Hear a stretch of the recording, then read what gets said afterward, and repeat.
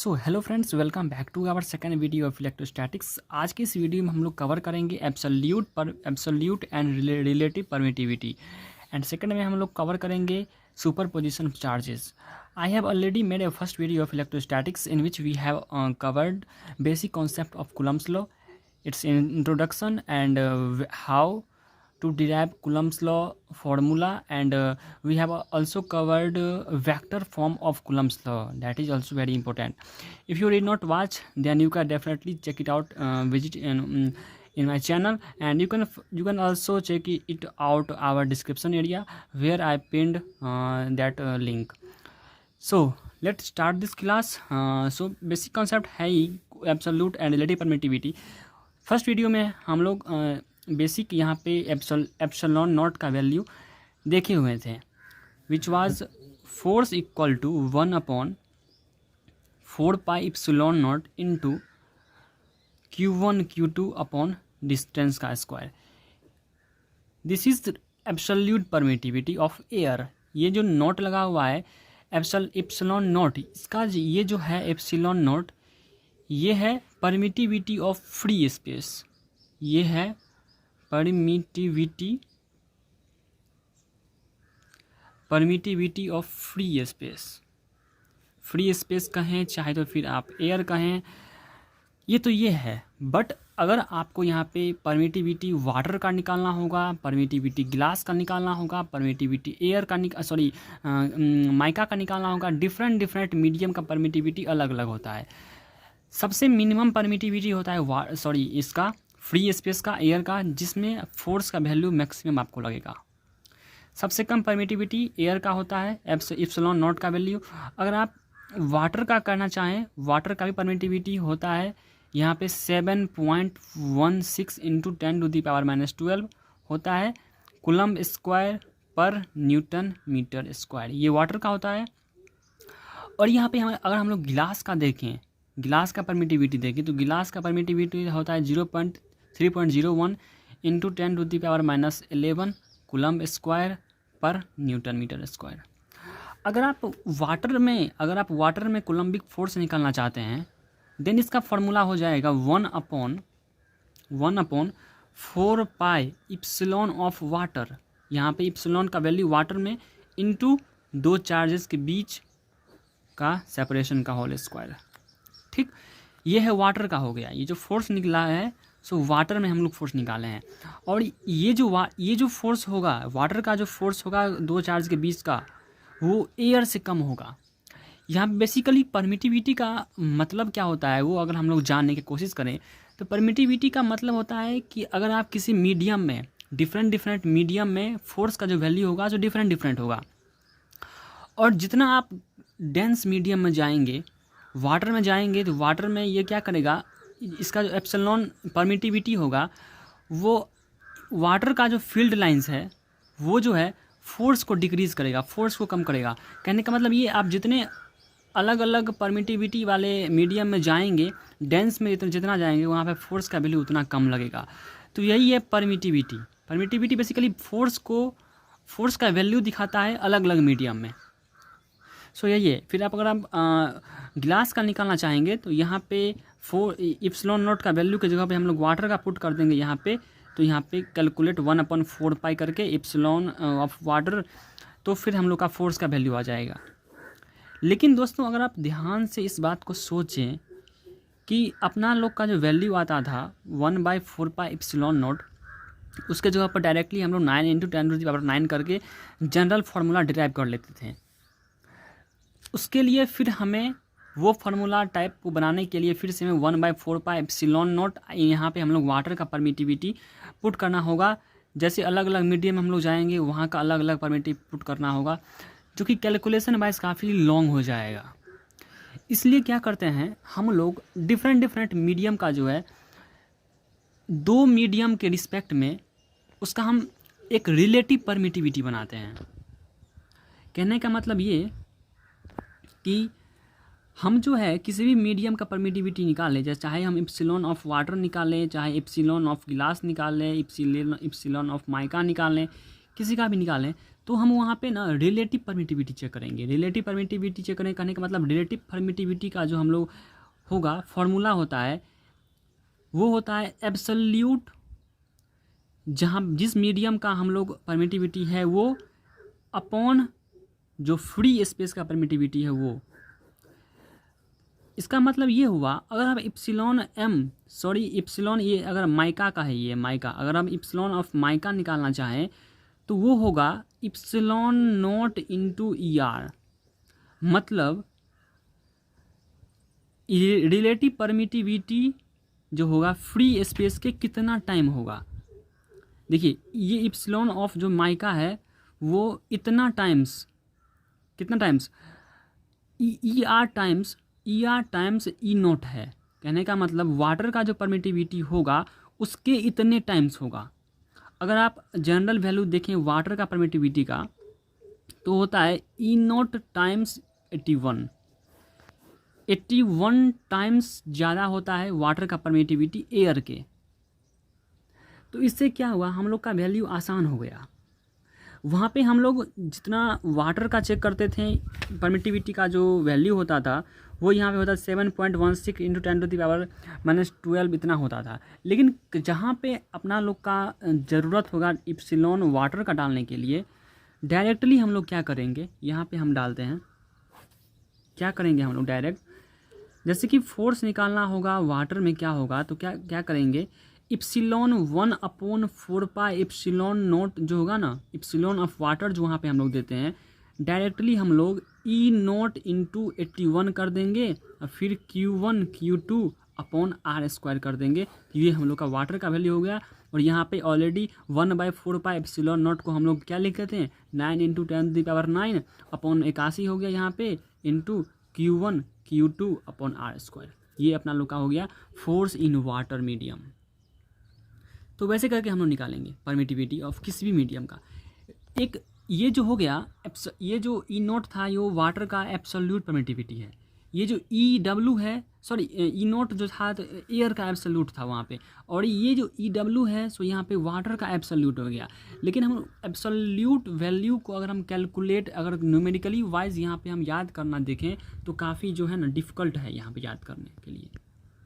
इसलिए हम लोग रिलेटिव चेक करते हैं, रिलेटिव कितना है, ई डब्ल्यू अपॉन ई नोट जो होगा यहाँ पे 81 आएगा। रिलेटिव परमिटिविटी वाटर का जो है वो 81 टाइम्स है एयर के रिलेटिव परमिटिविटी के। तो वैसे करके हम लोग यहाँ पे आप ऐसे ही रिलेटिव परमिटिविटी का वैल्यू देकर आप एब्सोल्यूट परमिटिविटी किसी भी मीडियम का निकाल सकते हैं।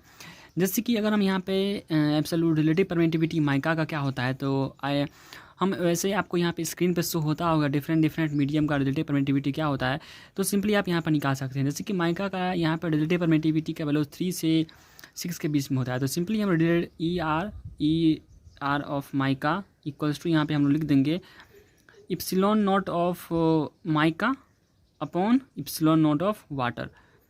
तो simply epsilon not of E R जो होता है माइका के केस में 3 से लेके 6 के बीच में होता है। तो सिंपली यहाँ पे 4 अपॉन लिख देंगे EM अपॉन ई नोट, और सिंपली हम क्रॉस मल्टीप्लिकेशन करके EM इक्वल्स टू यहाँ हो जाएगा 4 टाइम्स ई नोट। ठीक, तो वैसे करके आप डिफरेंट केस में आप यहाँ पे रिलेटिव परमिटिविटी निकाल सकते हैं। अब हम लोग बात करते हैं कि इसका डायमेंशन क्या होता है। तो सिंपली रिलेटिव परमिटिविटी जो होता है, रिलेटिव परमिटिविटी जो होता है ना उसका डायमेंशन कुछ नहीं होता है, no dimension, dimensionless quantity होता है। मीडियम का परमिटिविटी अपॉन जो होता है यहाँ पे जो वाटर का एयर का परमिटिविटी, ये रिलेटिव परमिटिविटी होता है। और दोनों मीडियम का जो अगर हम यहाँ पे SI यूनिट इसका चेक करें तो सिंपली रिलेटिव परमिटिविटी का जो होता है वो डायमेंशन लेस होता है। क्यों? क्योंकि यहाँ पे coulomb square per newton metre square दोनों नीचे हैं, फिर coulomb square newton metre square दोनों नीचे ऊपर कट गया, तो सिंपली जो है ये डायमेंशन लेस क्वांटिटी हो जाता है। तो किसी भी मीडियम का अगर आप रिलेटिव परमिटिविटी निकाल लेते हैं, आपको अगर ज्ञात हो जाता है, then you can simply write epsilon not of medium. Okay, and किसी भी आप अगर न्यूमेरिकल देखना चाहें तो न्यूमेरिकल में अगर आप किसी भी मीडियम का परमिटिविटी निकालने के लिए कहा जाता है, और अगर आपको यहाँ पे ER का वैल्यू अगर दिया हुआ है, लेट सपोज ER का वैल्यू 10 दिया हुआ है और आपको सिंपली Q1 का वैल्यू दे दिया है 4 कूलम और Q2 का वैल्यू दिया है 10 कूलम और आपको ER का वैल्यू यहाँ पे दे दिया है। तो सिंपली आपको क्या करना होगा, सबसे पहले उस मीडियम का परमिटिविटी चेक करना होगा जिस मीडियम में वो दोनों जो चार्ज हैं वो एक साथ रखे हुए हैं। और यहाँ पर जो डिस्टेंस हो वो भी दिया होगा, जो उसका रेडियस है या तो फिर जितना डिस्टेंस होता है दोनों सेपरेशन, वो भी अगर 10 सेंटीमीटर दिया हुआ है। तो सिंपली आप क्या करेंगे, अगर आप फोर्स निकालना चाहेंगे दोनों चार्ज के बीच का, तो आपको यहाँ पे 1/4 पाई इप्सिलॉन ऑफ ER यहाँ पे लिखेंगे। ER इंटू क्या, E0। तो यहाँ पे आपको ये उस मीडियम का परमिटिविटी मिल जाएगा, उस मीडियम का परमिटिविटी मिल जाएगा, ठीक। और यहाँ पे आप दोनों Q1 Q2 अपॉन R² डालेंगे। सिंपली आप यहाँ पे क्या कर देंगे, इस 1/4 पाई इप्सिलॉन नॉट को आपका तो इसका वैल्यू पता ही होगा 110 × 10⁹। और नीचे में क्या हुआ ER, नीचे में क्या बचा हुआ ER, और ER का वैल्यू आपको दिया हुआ है 10। तो सिंपली यहाँ पर 10 पुट करके Q1 और Q2 का वैल्यू है वो, और इसका जो R² जो डिस्टेंस है उसको आप सिंपली मीटर में चेंज करके आप उस मीडियम का फोर्स का वैल्यू निकाल सकते हैं।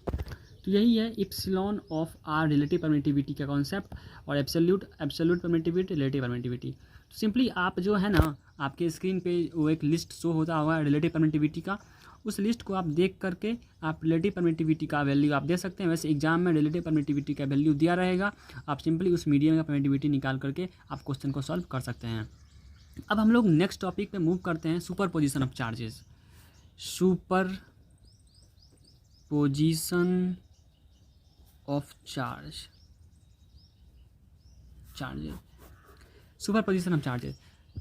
ये सुपर पोजिशन ऑफ चार्जेस में क्या होता है, सिंपली हम लोग चार्ज को वेक्टोरियली मतलब ऐड करते हैं। कहने का मतलब ये, अगर किसी भी पोजीशन पे अगर नंबर ऑफ़ चार्जेस रखे हुए हैं और किसी एक चार्ज को के ऊपर अगर हमें फोर्स निकालना है, लेट सपोज अगर Q0 चार्ज यहाँ पे रखा हुआ है, ठीक, XY एक्सिस पे, और अगर यहाँ पे कोई Q1 चार्ज यहाँ पे रखा हुआ है, पोजीशन वेक्टर अगर R1 है यहाँ से, ठीक, इसका डिस्टेंस Q1 का, और यहाँ पे Q2 का डिस्टेंस R2, Q3 का डिस्टेंस Q3 का, यहाँ पे नंबर ऑफ़ चार्जेस रखे हुए हैं।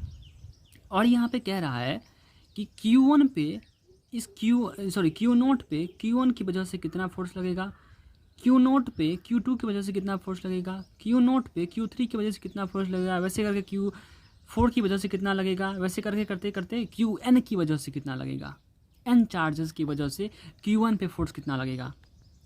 तो आपको पता है फ्रेंड्स कि F अगर हम यहाँ पे वैल्यू निकालना चाहें, Q0 F01, कहने का मतलब फोर्स ऑन Q0 मतलब Q0 due to Q1, force on Q0 due to Q1 की वजह से क्या होगा, लिख सकते हैं K into Q1 Q0 upon, देखिए यहाँ पे इस दोनों चार्ज के बीच का डिस्टेंस, यहाँ पे इसका अगर वेक्टर यहाँ पे कुछ है R0 है, तो इसके दोनों के ये दोनों चार्ज जो होगा, इस दोनों के बीच का जो सेपरेशन होगा वो क्या हो जाएगा, R क्या लिखते हैं, हम ऑलरेडी इस पहले लेक्चर में बता चुके हैं, आप जाके देख सकते हैं अगर आप रिवाइज नहीं किए हैं तो।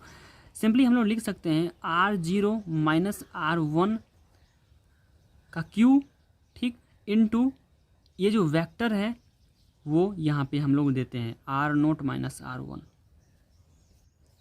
बेसिकली यहाँ पे जो है सो यूनिट वेक्टर का कॉन्सेप्ट होता है, तो यहाँ पे वैसे करके हम लोग ऐड कर देंगे। वैसे अगर हम F02 निकालना चाहेंगे, force on Q0 due to Q2, तो वैसे करके भी यहाँ पे हम लोग लिख सकते हैं K into Q2 into Q0 upon R of distance है, बेसिकली यहाँ पे R जो है डिस्टेंस है, सिंपली R2 का Q मॉड है magnitude into R0 minus R2। वैसे करते करते अगर हम Rn निकालना चाहें तो वैसे ही कर देंगे, और F यहाँ पे सिंपली अगर n चार्जेस की वजह से अगर Q0 पे कितना लगेगा, Q0 पे अगर n चार्जेस की वजह से कितना फोर्स लगेगा, तो सिंपली हम लोग ड्रॉ कर देंगे F01 और F202 3 चार्ज की वजह से, ऐसे करके 4 चार्ज की वजह से, ऐसे करते करते करते करते n चार्ज की वजह से जो है क्यू नोट पे कितना फोर्स लगेगा, ये हम लोग सिंपली यहाँ पे लिख सकते हैं। ठीक, ये जो है क्यू नोट है ये 0 ड्यू टू n चार्ज की वजह से जितना फोर्स लगेगा वो, वैसे करके जो है हम यहाँ पे लिख सकते हैं। Super position of charges simply यही कहता है। तो सुपर पोजिशन ऑफ चार्जेस अगर हम नॉर्मली अगर कहना चाहें तो यही कह सकते हैं कि एक चार्ज पे, किसी सिंगल चार्ज पे मल्टीपल चार्ज की वजह से जो फोर्स लगता है उसको जो हम वेक्टोरियल फॉर्म में उस फोर्स को ऐड करते हैं, उसी फोर्स को ऐड करना जो है ना सुपर पोजिशन ऑफ चार्जेस कहलाता है। तो गाइस आपको आई होप ये दोनों कॉन्सेप्ट क्लियर हो चुके होंगे। अगर आपने अभी तक मेरा फर्स्ट वीडियो नहीं देखा है इलेक्ट्रोस्टैटिक का इंट्रोडक्शन बेसिक कॉन्सेप्ट, उसमें मैंने बताया हुआ है, तो जाके उस वीडियो को आप देख सकते हैं और सिंपली इलेक्ट्रोस्टैट को स्टार्ट कर सकते हैं देखना। तो गाइस मिलते हैं फिर अगले कोई नेक्स्ट वीडियो में कुछ न्यू इसके नेक्स्ट टॉपिक के साथ। तब तक के लिए इस चैनल को सब्सक्राइब करके बेल आइकन को प्रेस कर दीजिएगा। Till then keep learning and keep exploring. Okay.